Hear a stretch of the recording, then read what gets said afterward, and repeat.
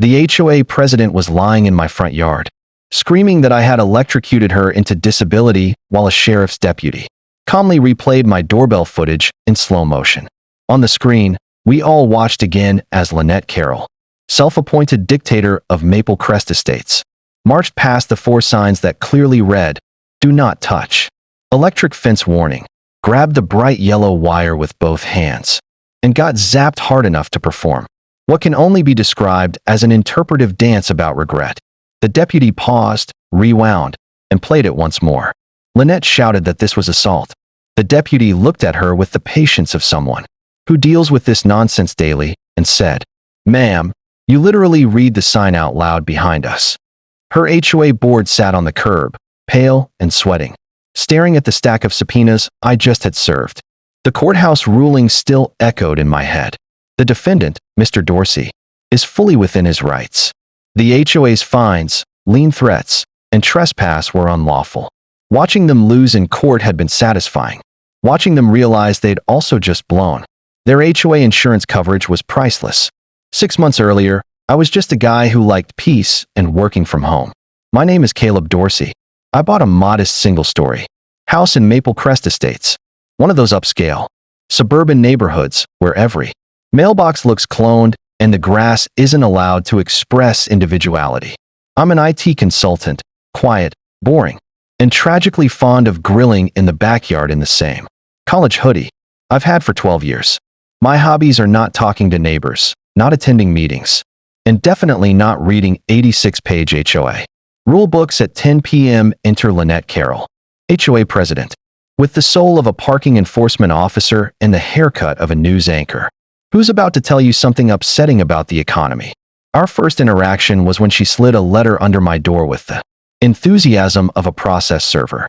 Notice of violation, unapproved structure in backyard.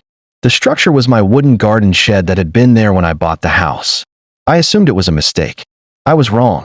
It was a warning shot that would eventually lead to the scene currently unfolding on my lawn. It escalated fast. First, it was the shed. Then, a violation for my trash can being visible for 7 minutes on Ring footage she'd clearly recorded from across the street.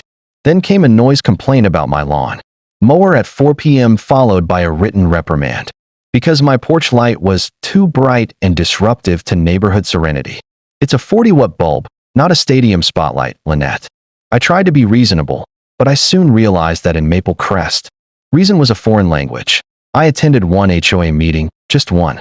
Lynette ran it like a tiny congressional hearing, complete with a projector and slides titled Community Integrity Enforcement. She kept referring to Maple Crest as our brand, as if we were all living inside a corporate logo instead of a neighborhood. When I calmly stood up and asked why I was being singled out for a shed that had been part of the property for years, she responded audibly for the entire room. Some homeowners require more guidance. That was the moment I realized I wasn't dealing with a neighbor. I was dealing with a zealot. The man sitting next to me leaned over and whispered, "She's been trying to turn this place into a gated country club for years, and you're just the latest obstacle." Within weeks, the polite letters turned into outright financial warfare. I received a $150 fine for unauthorized vegetable garden perimeter material because I put a small wire fence around my tomatoes to keep the rabbits out. That was followed by a $300 fine for disruptive backyard activity, which, according to the timestamp, occurred while I was peacefully reading a book on my back patio. Then came the formal notice. The HOA was considering a lien over these unpaid, bogus fines. The final straw arrived in a security and aesthetics warning where she wrote in all caps, "Your backyard fence design does not comply. Remove or expect legal action." The fence in question was a basic 4-foot wooden structure, again, installed by the previous owner. I sent a polite email with the original approval documents from 5 years ago attached. Her response was chilling. "Records can be reviewed and revoked. You are creating a hostile environment." If she wanted hostile, she was looking at the right person.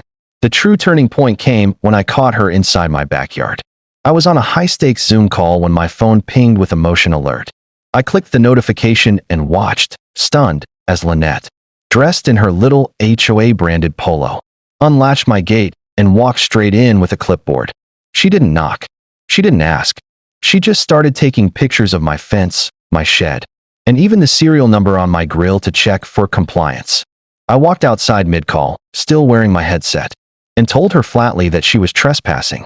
She didn't even look embarrassed. She smiled like a mall manager about to ban a teenager and said, "The HOA has the right to inspect properties for violations." At that moment, Chill Caleb died, and Document Everything Caleb was born. I spent the next 48 hours buried in city ordinances and state statutes, looking for the leverage I needed to push back. I confirmed that in our jurisdiction, trespassing to enforce HOA rules is absolutely illegal.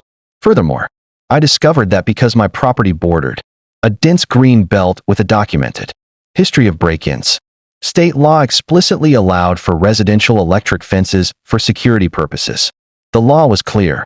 As long as the fence met specific low voltage safety requirements and featured highly visible warning signs, it was legally protected. While Lynette was busy reporting me to the city for hazardous materials, which turned out to be the laptop batteries I was fixing for clients, I was quietly hiring a licensed security company. I didn't install a prison-grade barrier.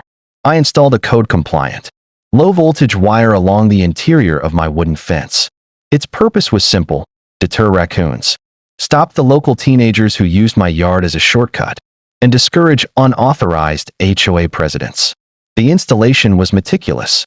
I had it permitted by the city, and the technicians walked me through every grounding requirement and safety spec. It was designed to deliver a sharp, memorable sting, but it was entirely non-lethal. To ensure I was beyond reproach, I installed 4 huge, bright yellow signs that screamed, "Warning! Electric fence! Do not touch." I also filed an official report with the sheriff regarding Lynette's previous trespass and provided the doorbell footage. To wrap it all up, I sent the HOA a certified letter explaining the fence was a permitted security device and that any future unauthorized entry would be prosecuted. Lynette's reaction was explosive. She called an emergency meeting, labeling my fence a barbaric hazard and a danger to the community vibes. She and her loyal board quickly drafted a brand new rule banning electric fences, attempting to outlaw my security measure overnight. She slid a final ultimatum under my door: remove the fence within 10 days or face $500 daily fines and a lawsuit. I replied with a single, beautiful sentence that I had triple-checked with a legal forum. The HOA's new rule cannot retroactively apply to a previously approved permitted security device. Please direct future contact to my attorney. I didn't actually have an attorney yet, but that sentence acted like a summons. A week later, Lynette decided to take matters into her own hands. She marched into my yard with 2 board members in tow, her smartphone held high to document my defiance. She stepped right past the gate, ignored the yellow signs, and reached out to grab the wire to prove it was a hazard. The resulting yelp and the sight of her spinning as the current hit her was caught in perfect high-definition clarity by both my doorbell and her own dropped phone. The deputy's arrival was the beginning of the end for Lynette's reign. She stood on my lawn, vibrating with rage and nursing her pride more than her hands, demanding that I be handcuffed for assault.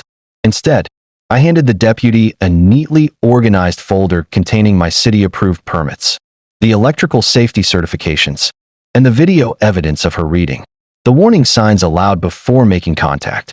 The deputy's refusal to arrest me was the first crack in her armor. When the HOA actually followed through with a civil suit to force the fence's removal and lean my home, I didn't blink. I hired Angela Cho, a sharp-witted attorney who specialized in predatory HOAs. She looked at the stack of evidence, the trespassing footage, the retroactive rule changes, and the harassment, and told me we weren't just going to win. We were going to make them regret I ever moved in. In the courtroom, the atmosphere was clinical and devastating. Angela dismantled the HOA's case with surgical precision. She presented the timeline showing the fence was legal and permitted before Lynette ever tried to ban it. But the nuclear option came during discovery. Angela produced a series of internal emails where Lynette told the board, "We need to make an example of him so others don't think they can defy us," and suggested that if they hit me with enough fines, I'd be forced to sell. The judge's expression shifted from neutral to disgusted. The ruling was a total victory. The lawsuit was dismissed with prejudice, the fines were voided, and the HOA was ordered to pay every cent of my legal fees. Furthermore, the judge referred the trespassing evidence to the district attorney for review. The fallout was a chain reaction of failure. Because the court ruled that the board had acted with intentional misconduct, rather than a simple error, the HOA's insurance provider invoked an exclusion clause and refused to pay the $37,000 in legal costs. This triggered an emergency special assessment, hitting every homeowner in Maple Crest with a massive bill to cover. Lynette's personal vendetta. The neighborhood revolted. At the next meeting, the footage of Lynette's interpretive dance was shown to a room full of furious neighbors. She was ousted in a 42-3 recall vote. A criminal trespass citation was issued against her, and she was barred from my property. As she walked out of the community center, stripped of her title and her power, she realized she had bankrupted her reputation and her influence over a fence she had been warned a dozen times not to touch. I went back to my shed, my tomatoes, and my 12-year-old hoodie, finally enjoying the quiet I had paid so much to protect.